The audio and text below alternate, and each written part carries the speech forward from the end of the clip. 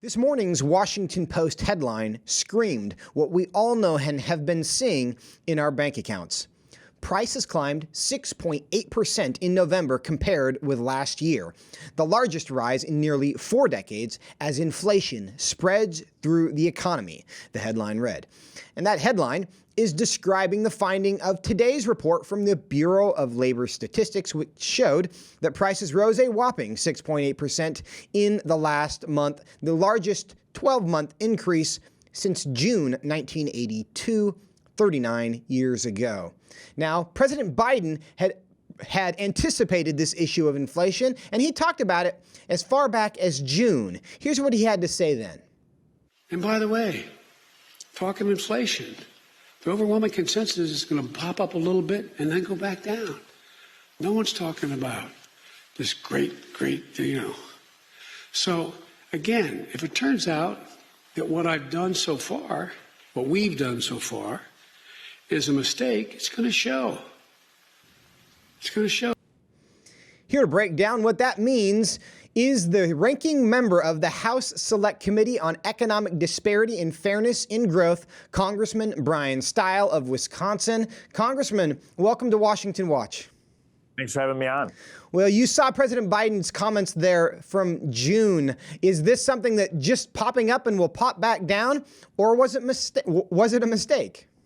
Oh, clearly not. I mean, the Biden administration has been pouring gasoline on this fire, and it's been getting worse, and it's clobbering people in their pocketbooks. The inflation numbers we saw today only confirms what everyone knows. When you go to the gas pump, it costs more. When you go to the grocery store, it costs more. If you're out Christmas shopping, it costs more. And it's clobbering American families who are struggling to get by. We need a change of course in policy in Washington, D.C. We need to kill the Build Back Better plan before it bankrupts Americans. Do you think the inflation that we have seen in the last 12 months is a permanent fixture of our daily lives moving forward now?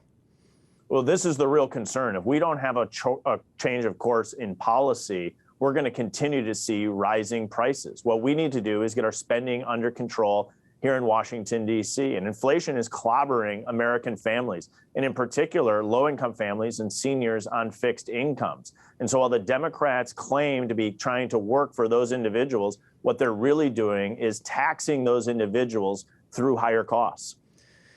Congressman Steil, how is it, in your opinion, that policy is leading to this result? Well, we're getting a double whammy of both fiscal and monetary policy being in the wrong direction. One, we have the Federal Reserve pumping trillions of dollars into the economy at the same time that we have seen spending explode on the fiscal side here in Washington, D.C. And so not only do we have trillions flowing into the economy through the Federal Reserve bulking up its balance sheet, we also have a series of, quote, COVID bills that don't have a whole lot to do with COVID, but have a lot to do with pumping money into the economy at a way that's overheating our situation and driving costs up. Do you think that the inflation we're experiencing now is an inevitable result of just doing what we needed to do to recover from the coronavirus? Or is it more something that could have been avoidable and we still could have pulled ourselves out of that hole?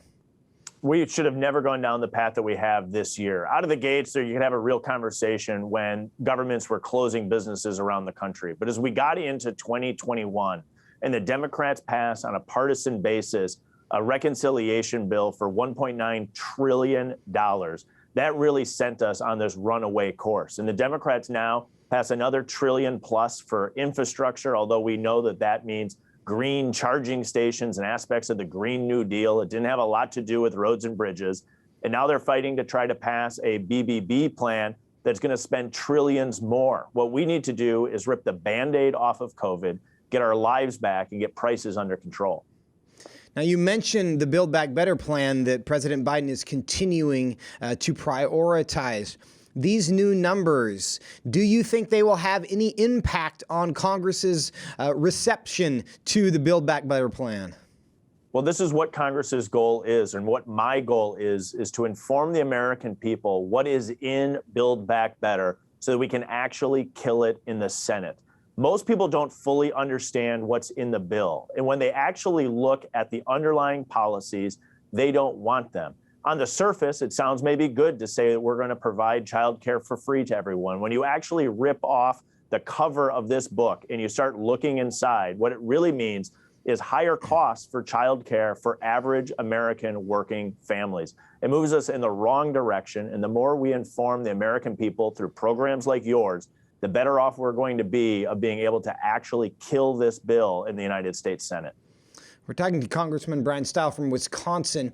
Now, you mentioned the fact that just pumping money into the economy is what one of the things that's leading to inflation. Is the fact that we already are experiencing shortages in goods contributing to that?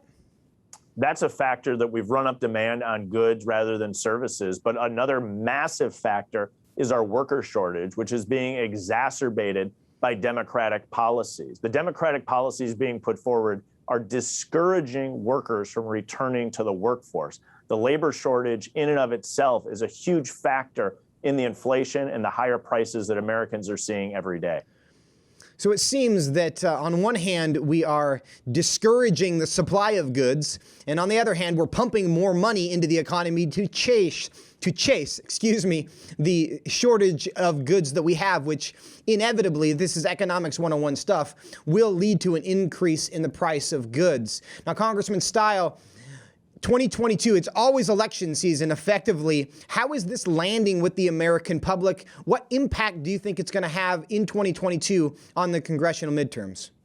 When I'm out speaking to people in Janesville, Racine, or Kenosha, they want to get their lives back to normal. They want to stop seeing the higher cost for goods that they're seeing every day. And Republicans have the policies that actually address that, allow us to get our way of life back, get costs under control, and get on with the American way.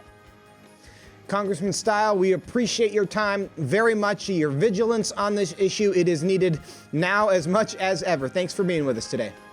Thank you.